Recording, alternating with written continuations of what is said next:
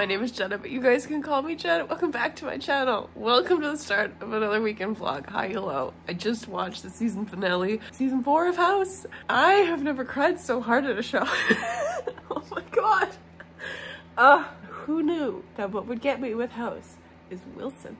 Anyways, I wanted to officially start this vlog, even though I sound like this, because I'm gonna sound like this for the next however long, and it's already 2 a.m. because I have a knack, apparently, recently for forgetting to start these vlogs. But anyways, hi, hello, my lovely friends. It's the start of another weekend vlog. I have nothing going on this weekend. Vlog standard, gonna be reading, writing, have a live stream tomorrow. Sunday is Father's Day. I don't know what we're doing for Father's Day. I also have an oil change that day, so like, we'll see what Sunday gets up to. What am I gonna be reading this weekend? This is a great question. I am part of the way through The Daughters of Istahar. I think I'm about halfway through still of this one, so I'm gonna be finishing this one. And then I think I'm gonna go for The First Sister. I don't know if you can see that. It wasn't on my June TBR, but it's a sci-fi and I kind of want to read a sci-fi. I just realized that this stack of book is crushing the books underneath. I'm gonna move that. And if I'm feeling it, dive into this contemporary sapphic romance. I just also have my book here because today I remembered that I had my giveaway on TikTok and Instagram that I forgot to close yesterday. So I was officially found the winner, all that good stuff. Filmed that final TikTok to close it off and all that good stuff. But that's why my book was here. And I should probably start, not Priory, Day of Fallen Night. This weekend's gonna be full of reading and writing. I do need to get some good work done on A Little Luck this weekend. Recently, I've been kind of just tired and not doing like a full editing mood. So hopefully tomorrow I can actually get some work done because it's the live streams in the middle of the day. Even though I say I'm more productive at night, when it comes to editing, I'm more productive in the middle of the day. Things that you find out. That's the plan. I think I'm 31K into this draft of A Little Luck. Tomorrow's gonna be more of a serious like line edit for part 1 of the book, and then I'm gonna keep going into part 2 and then start doing a line edit of that. I just wanna be more into it because it's official. Like, we're past the halfway mark of June and I'm not at the halfway mark of the draft yet. So I need to boogie and get it done. But yeah, I've been reading some really good books this week that I will talk to you about tomorrow. I'm already at 5 books read this month, which is so much faster than I have been in the past couple months. So I'm hoping that I can keep that momentum going, which is also surprising because I know from my past endeavors of trying to read and write at the same time, it doesn't go very well. When I'm writing more, the reading goes down and then vice versa. But this time, I'm still getting a lot of work done on A Little Luck, and I've already read so many books. Granted, 2 of them were novellas, so there's that. And one of the novellas is one of my new favorite horror books of all time, so I will talk about that tomorrow. But for now, I'm gonna go to bed. I'm gonna put my computer on charge so that it's ready to go for tomorrow, but start of another vlog. What a start. I love when I'm crying in a vlog. It's so fun. I'm not actively crying anymore. I just sound ridiculous because your girl was sobbing, but that's okay. You know what? I never thought that Hugh Laurie would do it to me, but he did it. Anyways, friends, I'll see you tomorrow. Let me see. I think we are currently sitting at 31,750 words in this draft. I'm kind of partway through adding stuff into part 2 of this story so far, but today I need to go back over some of the bits of part 1 to still do like a close line edit because I stopped doing that. When I hit chapter 6, I was just like, I'm done.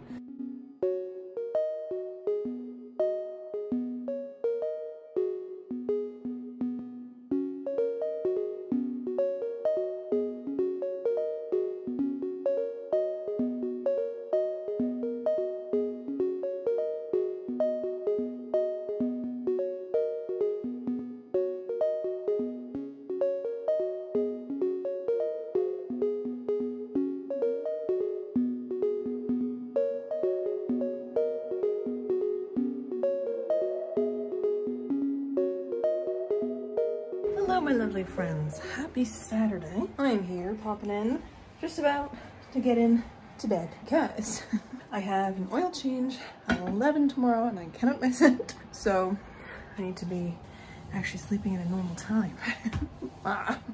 But I wanted to pop in, I'll let y'all know I did a whole whack ton of reading today, my friends, and a whole lot of work on a little luck. So happy with that. But I'm saving a little luck for its own writing vlogs. That'll be good. But I ended up actually 2 things. I started First Sister today by Lyndon A. Lewis, and I am 150 pages in. Guys, this book is so good. And it's the kind of like the pull of an epic sci-fi that I felt when I was reading like Seven Devils and a little bit of a Leviathan Wakes. Like it's reminding me of a few of the sci-fis that I've read and like the pull to read them. There's so much going on in here. I desperately want to know things about everybody. It's got like the addictive reading nature of a like YA that I read back in high school, but it's so well written. I'm really enjoying it. I actually had to put it down. I was like, okay, it's either finishing this tonight or finishing the book that I only have an hour left in the audiobook for, which was The Daughters of Istahar, which I read a little bit before my live stream, and then this evening I ended up finishing it. And this was something. This was something, my guys. I honestly haven't heard that many people talking about this. And Goodreads doesn't have like a fantastic rating for it. I can't remember what it is, but it's not above 4 stars, which is what you see a lot of like the most highly rated books or the most like hyped books now are all over 4 stars on Goodreads. This one is definitely not. I think it's like around 3.8, 3.6, 3.8, something around there. Doesn't matter. I really liked this. I think it was very good. It gave me the Jasmine Throne vibes in some instances. Jasmine Throne is my favorite. It's so good. But this doesn't really hold a candle to it, but it does give me those vibes because it only follows 2 characters, but there's so much going on in this book politically. Like, things are just brewing, and magically there's a lot of stuff going on, and so much, honestly, so much is going on in this book. And I've seen a lot of reviews just like in glancing on Goodreads, because I didn't want to skew my opinion of it, that were saying that there was too much going on in this book, which I can totally see. But I think the amount of stuff that was going on in this book felt so real, and it was handled really well, that it didn't feel overwhelming to me or fake or like trying to throw so much in here, which is what I find a lot of books feel like. Like if I'm reading a book and I'm not enjoying it, it feels like the author's trying to put too much in it, or you can feel the author's hands in it. This I really enjoyed because I was really enjoying the story. I was enjoying what was going on, and I had issues with only one of the characters because I absolutely hated her and she was so hard-headed. But this is not because of the author making it bad. This is because the character was a garbage human being. Like, I really don't like Nahal. She is awful, and I hated reading her points of view just because of that. But Georgina, the other one, oh my god, I just want to protect her. Yeah, the only good thing about Nahal was that she was sapphic. Like, the sapphic nature out of her, and that she wanted to do what she thought was right. But I was so tired of reading from her because she's so hard-headed and doesn't change throughout the entire thing. She just becomes more like, she just digs her feet in further. Like, she doesn't change. She just wants what she wants and thinks that she can get it. And the issue is because she's rich, she kind of can, but she's also super naive because she doesn't know of all these issues, you know? Like, she's aware of women being oppressed because she is a woman and she has experienced that, but she's also a rich woman. So she's got it so fucking easy, right? And she expects things to be handed to her, and she's honestly a petulant child for most of this. In my head, she's like 16. I don't know how old she is. I think I saw a review mention that she was 22, and I don't think so. I think she's 16 years old. Like, I don't understand how could she be any older than that because of her demeanor, and also because she's like, at this point, she's accepted into an academy in here, and she's meant talking to like younger girls and stuff who are like 15. And I'm like, okay, that makes sense if she's like 16, 17. No way she's 22. No way. At all. And I know she's married in this, but I'm like, no, like, young marriage is a thing, especially in like fantasy worlds, especially in fantasy worlds that are based off of societies today. I don't exactly know what this society is, like, specifically. Our author is Egyptian, so I think, like, it's just pulling from worlds like that. Cities and societies and stuff that are dealing with the oppression of girls and women, and, you know, like, it's set in a time where women are desperately trying to find, I'm really sorry about this angle and how blurry it is. Woo! We're going over here where my air isn't loud. In a time where women are just trying to get the vote, you know? That's where it is, because they have no rights, etc., etc. That's when this is set. Like, Nahal, like, honestly, she was so much. She just kept doing things without thinking of the consequences. And I've come to realize I hate characters like that. I think it was the Poppy War that really instilled that in me, because Rin didn't think about the consequences of her actions. Nahal doesn't think about the consequences of her actions, and the fact that her actions have consequences at all that could affect people around her that are not her. Because she doesn't really care if it affects her. She's like, whatever, I can dress the way I want, I can go against my husband, I can do whatever I want to do this because it's what's right. And like, sure, good for you, Nahal, but also, do you not know what kind of a goddamn society you live in? Like, reputation is everything, especially for a woman. And also, if you ruin your reputation, you ruin the reputation of your entire family and everyone associated with them. Like, it's not just you have to worry about. It's your mom, your dad, and your siblings, and your husband, and your husband's family, and like people that you're associated with. And she just doesn't care. No matter how many times people tell her, like, you need to think before you act, she does not care. There's a moment in here where her mom's basically telling her that she needs to like grow up, and like near the end, and there's literally like Nahal finally thinks for a hot second, and she's like, I am selfish, but I'm never gonna change. And I was like, oh my God, I want to strangle her. So don't like Nahal. Think the Academy storyline in here was too much. I think, and I know it was used just because there needed to be a tie between Nahal and her husband making a deal at the beginning, and to make her meet the daughters of Izdihar. It could have been done in such a different way. Like, we could have just taken away the magical school aspect, because magical school aspect, once you introduce that, that is a trope that people expect to be like the main trope, right? Like, I just read To Shape a Dragon's Breath, and that was the best school book I've read in a long time, where you get to spend so much time with the people learning. And when I heard that this was that, like, you're introduced to it, it is Nahal's greatest want at the beginning to go to this academy and to learn how to like chill. Her water weaving, it's like Avatar, but in Egypt. It's very fun. The magic is so good. But so when that's introduced, I was like, oh great, like that's gonna be a big part of this book, and she's gonna like meet the daughters of Izdihar through that school. Like, the school is gonna be like one of the biggest settings. It is so in the background, it's barely there.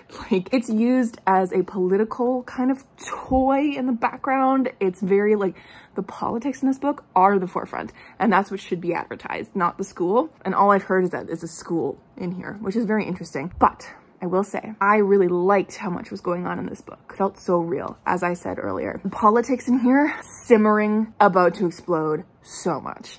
And it was such an interesting framework to have all these politics on the hotbed, with the fact that weavers are looked down on. These people in this particular city are looked down on, not city necessarily, like realm, because they're considered like garbage because of this one woman who was so super powerful. She was essentially the Avatar and could bloodbend. She ruined it for everybody again, essentially, because she was really scary, and men don't like scary women. That's basically it.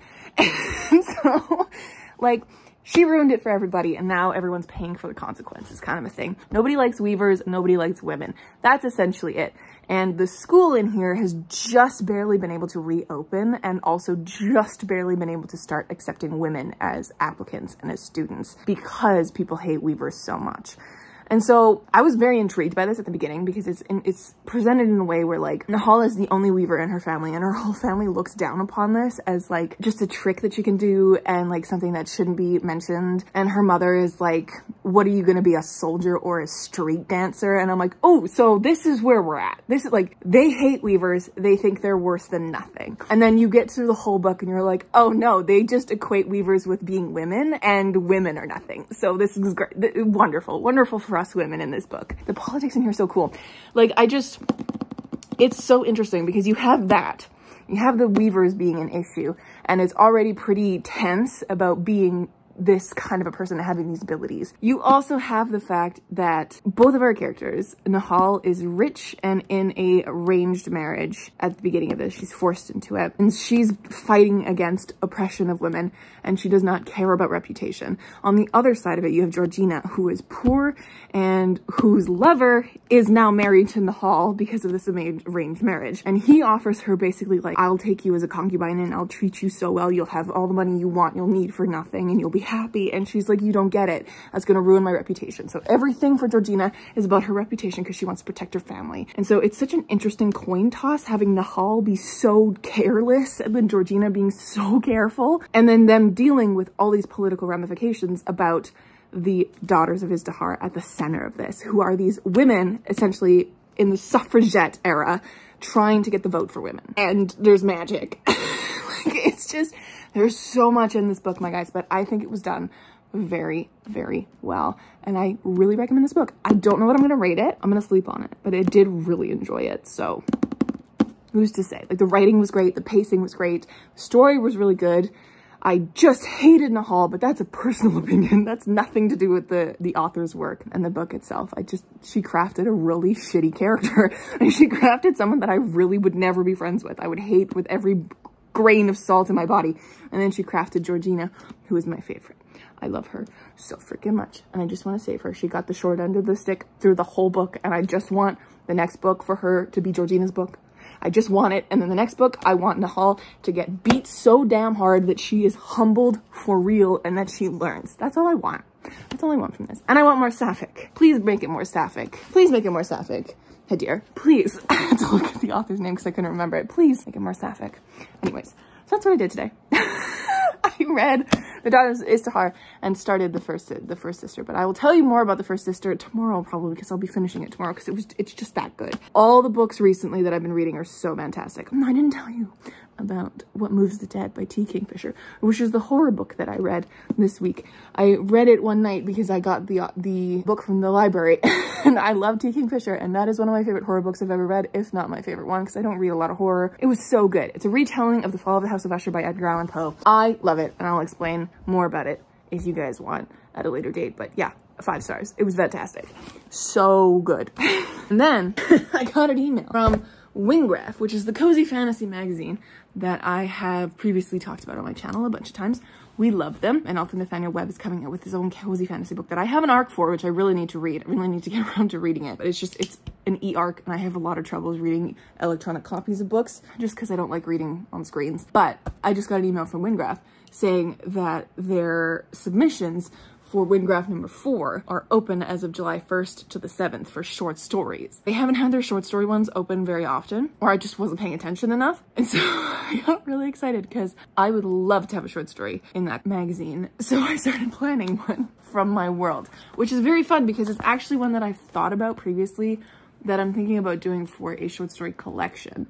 It's in my head, it's a second point of view where it's you sitting in May's Cafe and you're experiencing a bunch of all the Aramount characters that we know from both A Second Story and a little bit from A Little Luck. It's going to be this conversation between you and Kellyanne, who is a character in A Second Story who like shows up every once in a while. They're a little bit of a mysterious being, which is very fun to play with. And I have them in this. That's what I did just now. Recently.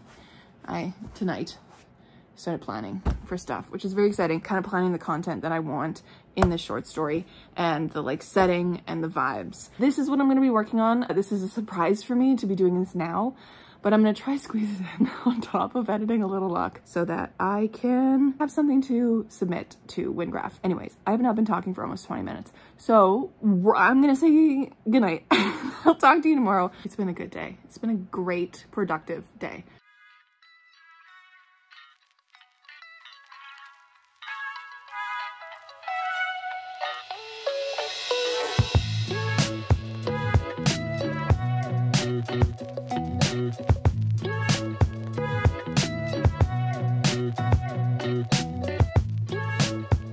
Hello, my lovely friends. Happy Sunday. How's everybody? I am here. I almost just launched myself into the arm of my couch. That would have been bad. Hi, friends. I am here to do a little update for the vlog since I haven't talked to you all day. I have had a great day. I was up earlier than I usually am on a Sunday because my Sunday is my rest and relaxation day. But today I was up and out of the house for what is going on with my hair? I don't know. It was in braids earlier, so it's crazy.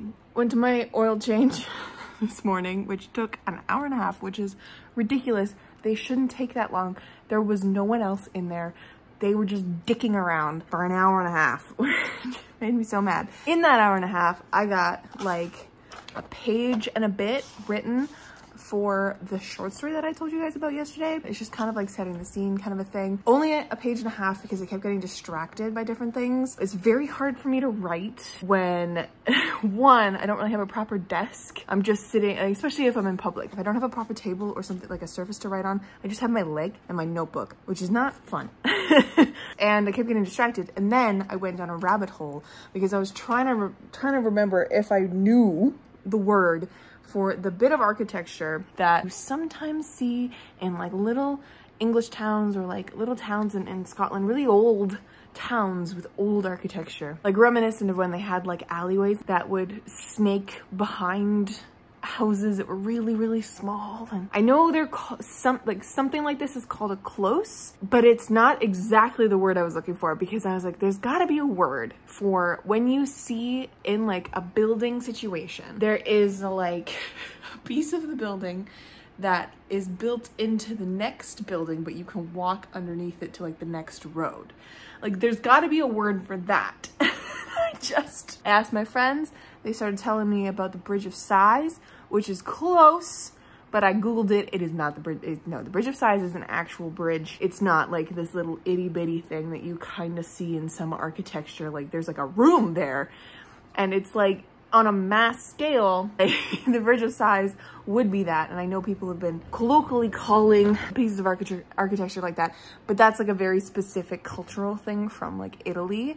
I think that's where it's from Italy, the Bridge of Sighs. And so I was like, that's not quite it. So then I went down a rabbit hole of trying to figure out what to call an enclosed alleyway, because it's not even an enclosed alley. Like it's not like the whole alley is enclosed. No, it's just this one piece of building that like extends out and connects to the other building so you can walk through it to the next street. So if you guys know what that's called, please tell me, because I don't know what else to call it other than an enclosed alley, and that's not quite it. But yeah, that's what I did for the hour and a half that I was sitting there, which was fun. Got myself a coffee beforehand, so I was good. I was caffeinated, was ready to go. Came home, and I managed to read most of the rest of First Sister before I went out for dinner with Mom and Dad for Father's Day. And we just went to Boston Pizza because apparently that's what my parents like to eat at now. We just go to Boston Pizza for everything. I came home and finished the rest of First Sister because I had an hour left on the audiobook. This book was so much fun. Was it fun? It was just so good. It was so entertaining. My thoughts stand from yesterday when I was telling you that it was just so engrossing and like I didn't want to put it down. It is that kind of a sci-fi. It was so good. I think I'm hesitating on it only because one of the audiobook narrators made this book feel really juvenile, and I think it might be maybe even two of the narrators. Like there was a narrator for Hero and there was a narrator for Leto. Those two narrators just felt like I had read them in a YA book before, or like Percy Jackson before.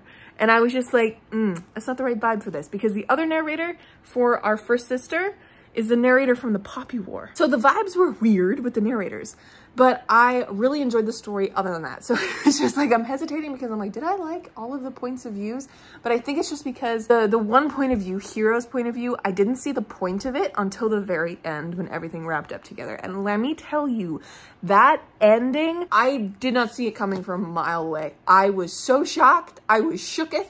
I was sitting here, I was like, oh my God. The entire time I was reading this book, I was like, how are you gonna bring these three? I knew why Hero and Leto's point of views were tied together, but I had no idea how they were tied to the First Sister. And I was very confused about that because it felt almost like they could be in two different books because they were both dealing with such huge problems on their own. The ending is so fantastic. It's so explosive. It's so incredible. I'm living and I need the sequel.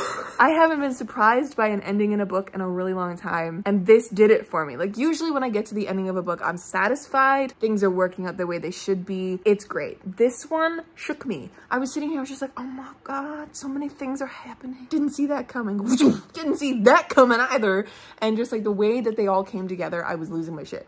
Fully losing my mind. And I need to know more. I need to know more about the aunties because they feel so malicious in here. So, okay, First Sister, didn't explain to you what this is about. The First Sister is about the First Sister, who is a girl, she's described in the back as a priestess of the sisterhood, which is kind of this like religious order where they all report to aunties who then report to the mother, but they, in like the chain of events, they all report to the mother, who is this figurehead, who is the like living embodiment of the goddess. All of the sisters don't have a voice. Their voice has been taken from them. When they were children, their voice was taken from them. They would just wake up one day and it's gone. These people just did something, and the first sister believes that she was like genetically modified, like she doesn't have a voice box anymore. Like she was, you know, one night she just woke up and she didn't have a voice, and since then she's been trying to scream and she just can't. Brutal. So these first sisters are essentially these like religious figures that, I want to say, like specifically in this situation on the Juno, which is a spaceship, they are a religious figure that the men on board can come to confess and talk to, get their troubles off their back, and also treat them like sex workers. So they are essentially glorified sex workers, like glorified in the way of like literally glorified. They are holies. Like that is what the first sister is dealing with. The first sister is a very special sister. She is the first in the ranking. She is the one that holds like the church, essentially. She's the one who all the men come to. The other sisters, like under her, help her in different ways. The first sister, though, she does not want to be on this ship. She wants to be gone. At the beginning of this book, she believes she's going to be gone because the previous captain of the ship promised her that he would have a way out for her. And yet he leaves without her, and it's this big betrayal. And then she meets a new captain, Saito Ren, who is extremely intriguing to the first sister, and is also extremely intriguing to me as a person. I love the character of Saito Ren. I need to know everything about Saito Ren. And if you read this book, you kind of know more about Saito Ren by the end than you are expecting to know, but it's great.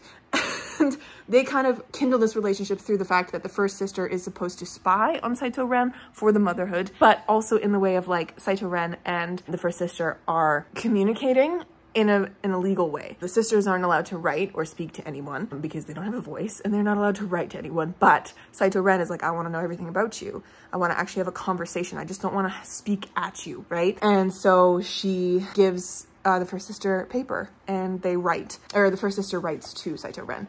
Then on the other end of this, you have Leto, who just lost his partner named Hiro. Hiro has gone missing, essentially, on a mission, and no one knows where they are. And so Leto gets paired up with this new partner, Ophira, and then they have to go essentially carry out Hiro's original mission and then find Hiro and kill Hiro because they're a deserter. They're like, you know, super soldiers, essentially, on the other side of this war, essentially, this conflict that's just brewing. It's not, is there a war? I'm not sure. I think so. I think so. There has been war, which is what Leto and Hiro were originally wrapped up in, and it's originally why Saito Ren is kind of in the situation that she is. There's so much going on in this book. And so I was like, okay, so we have these people who, like, we have Leto, who is essentially trying to figure out what the hell happened to their best friend and their partner, and potentially love of their life. Not sure. I don't know if it was romantic vibes, but I felt romantic vibes in this. And we have the first sister who's like, I don't want to be anybody's concubine. I just want out. I just want a life and a voice. I just want to live on a farm and raise kids. And you know what? Honestly, mood. But like, oh my God, there's so much going on in this book, and the way that they all come together. There's a rebellion. If you liked Red Rising, got a little bit of Red Rising vibes in here, but I liked this so much more than Red Rising. If you like Seven Devils, I kind of want to say it gave me the vibes of Seven Devils. Maybe it's just because it's a lot of queer in here, which we love to see. So queer. We love it. Fantastic. Really liked that one. This whole month, I like, knock on wood, all these books have been excellent. Yeah, that's what I did today. And then I did some work on A Little Luck, continuing to truck along on that when I attended Amy's live stream. But yeah, so 2 books down this weekend. Amazing. I'm ahead of my reading goal now by 1. And I just looked at my library because I wanted to know when my loan of The Undertaking of Heart and Mercy is up, because I know I can't renew this because there are other holds on it. So I was like, should I read this next kind of a thing? Or do I want to read My other books that I have here, I still need to read this. I just keep putting it off because I don't have the audiobook for it because I'm an asshole. And I also have Ashton Parker, which I got the audiobook for through Libby today. So I can literally listen to any of these books right now, except for Darkwater Daughter. I did request the audiobook through NetGalley because the audiobook arc is on NetGalley. So like, fingers crossed I get that because that would be fantastic if I could do that. And then I have both arcs, it'd be great. But we're gonna see if I get it in the next week before I like double down and read that. But I could read either of these books and dive into A Day of Fallen Night, which I keep saying that I want to do, and I really, really do want to do. Because when I went onto my library and I looked at the hold for this, which is due on the 29th, which is my mom's birthday, fun fact. When that's due in, I have one book that's waiting for me at the library, which I didn't know about. I think it just came in like today. It's Sword Heart by T. Kingfisher, which I really want to read because you guys know how much I'm loving T. Kingfisher lately. Amazing. And I looked closer. I have 2 books on transit as well. So they're coming in this week, like in the next couple days. Witch King by Martha Wells and Painted Devils by Margaret Owen. 2 of my like really anticipated books. So I want to read as much of my June TBR as I can in the next like couple days so that I can actually read those library books when I pick them up, because I hate getting library books and then not reading them. I have 3 library books up there. I've only read 1 of them. And then I'm going to have Sword Heart, Painted Devils, and Witch King to read. Plus these. And this I gotta finish, and these 2, which I think I'm gonna push to my July TBR. But the thing is, my July TBR is gonna be interesting because July is gonna be another My Friends Pick My TBR month. So, and this time it's gonna be fun and spicy because I'm gonna be opening it to my other friends this time. Instead of Sophie, Ellie, and SJ, I'm gonna be opening it up to the group chat, and we'll see how many people answer, because in that group chat, it's them 3, and then Sophia, Hannah, Tessa, and Alexander, and another Sarah. So who's gonna answer? I don't know, but I'm opening it up to them, and they each get to pick 2 books for me to read in the month of July. So we'll see. But knowing me, I'll sneak them in at some point. The only issue is Dragonfall doesn't have an audiobook anywhere. Not on Audible, not on Scribd, anywhere. It's like a big book. I don't understand why it doesn't have an audiobook to it. Like, did the publisher just decide not to do an audiobook? That happens nowadays? People don't just automatically make audiobooks? What? I'm wired. It is almost 1 a.m. 1 a.m.? What time is it? 1:05. Look at that. I should go to bed. Also sweating. I gotta turn my air back on because I turned it off to talk to you. These vlog clips are so long. I'm so sorry. I just have so much to say apparently about these books because they're excellent reads, my guys. Who knew that Pride Month was gonna have the best month of reading yet? Like, solidly, everything's been over 4 stars. It's so good. I'm thriving. Except for Happy Place. Happy Place was only 3.5. Other than Happy Place, all the queer books that I've read have been over 4 stars, and I'm thriving. I'm hoping I can keep up that trend with these 2 babies right here, the 2 that I showed you earlier. Also, they match, which is very fun. They're like the same blue. I think I was gonna start a book tonight, another one after I finish The First Sister, but it's already 1 a.m. and I cannot do that to my sleep schedule. I literally am trying to fix it. This morning I got up early, also in an attempt to fix my sleep schedule, which has been awful. Like the other night I was up till 4 a.m. and I was just standing there being like, guys, the sun's gonna be up in 2 hours. What are you doing? So that was fun. Really want to start A Day of Fallen Night. I am going to the lake this coming up weekend with my friends. It's gonna be a girls' weekend, a little lake weekend for the lads, you know? 1, I don't know how much reading I'm gonna do. 2, I don't know what book I'm gonna bring with me. I'm feeling like it's probably going to be A Day of Fallen Night though, because if I'm gonna bring anything with me, it's gonna be that chunky boy. But I want to have it started before I go to the lake so that I'm like in it when I'm there, you know? Does that make sense? It might, I don't know. But yeah, honestly, I don't know how much reading I'm gonna get done at the lake because I'm with my friends. I'm also gonna bring my computer just in cases to work on A Little Luck potentially. But yeah, so this week I need to hammer out a lot of A Little Luck stuff and hopefully read more books, because now that I'm off for the summer for teaching, I have so much time to do that and I'm thriving. It's great. So far I read amazing books. Anyways, I'm gonna stop talking and I will catch up with you tomorrow to finish out this vlog. Yep. Good night. Hello friends, welcome to the end of this vlog. Happy Monday. I am here sat on the couch editing this vlog currently. It's been a good day. It's been pretty chill today. Counted a couple things. I ended up counting how many unread books I have on my shelves, which was a really fun time. I ended up having 137 books on my shelves, and I made a book outlet order at 2 a.m. last night. So I have 3 more coming to me. So I have 140 unread books on my shelves, not including Darkwater Daughter, which I'm currently reading. I did the math, and at the beginning of the year, I had 122 unread books. So I've added 18 books onto my TBR. So the next couple months, I want to read 18 books plus to bring that number back down to a reasonable amount without buying any more. I said that when I did my big queer book purchase at Indigo. Last night, I just decided, I was like, I'm gonna go on Book Outlet, see if they have some books. And they had 2 sequels that I desperately wanted that I've been kind of waiting to come onto Book Outlet because I was like, I need these. Actually, it's 3 sequels. I just opened up my order again. It's 3 different sequels that I've been really, really wanting to get. It's the second book in Marina Lostetter's, the creepy one, the Helm of Midnight one. It's got like the creepy mask on the front. That one, the second one, The Cage of Dark Hours, I have now on its way to me. Very excited. I also have the 3rd book and the 3rd and final book in the Valerie Valdez trilogy. I have Fault Tolerance coming. I've been waiting for it because that entire trilogy I've bought off of Book Outlet for really cheap, and I'm very excited to finally have completed that trilogy because it's also not been in stores when I've gone to look. So it's just one of those things that I've been just kind of eyeing. And I have the paperback of Finley Donovan Jumps the Gun, which is book 3 in the Finley Donovan series as well. So I have 3 sequels coming to me, which is good because you guys know how bad I am at reading sequels, but it's also bad because I said I wasn't gonna buy any books this summer, and look at what I just did. Look at what I just did. I just bought more books.